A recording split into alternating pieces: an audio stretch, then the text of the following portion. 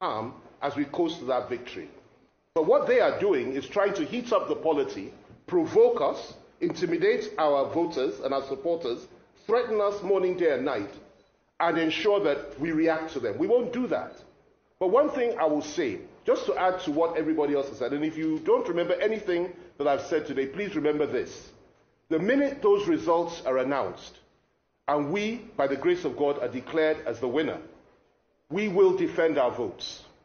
No matter what Pastor Paul Eneche, Dino Melai, and all the rest of them say, Dele Momodu, all the rest of them, no matter what they say or do, particularly the Obedience, who have intimidated and threatened our voters, beaten our voters in some parts, particularly in the East, beaten our voters and our supporters. I have all the evidence here on my phone. Threatened them, particularly the women. There's nothing they haven't been subjected to. The minute that result is announced, we will not be intimidated. We will defend our votes. We will protect this mandate. And those that have the idea of a June 12th annulment by creating crisis because they didn't win, they should perish the thought. It will not happen under this watch, by God's grace. Thank you.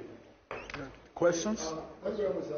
Done. And I'm so sorry to have to say this, because this is a man that I had immense respect for, being a Christian myself. But for him to get up and insult and threaten and say that the whole country should be turned upside down because his candidate, Peter Obi, is not going to win the election, and heavens must fall. And he has taken the cue of so many other Christian pastors, particularly Pentecostals like myself, who have chosen to tread this very dangerous path. Because when the violence starts, they will run away.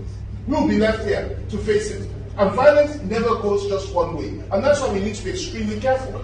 When people like Dino speak the way they do, and others threaten, violence, incite everybody, speak with so much hate, of course the DSS has to invite them. They must be up to their duties. And they have to caution them. Because if they don't, a situation may well arise that none of us want, whereby people actually act on this incitement and begin to kill other people. And if that happens, I assure you, it will be very difficult to restrain those on our own side not to retaliate. We do not want this. We want peace in our country.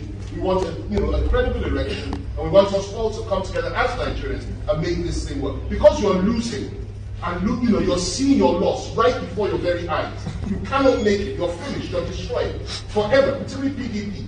You are now crying like a baby. Take it like a man. Take your loss like a man, and stop behaving like a child. Thank you.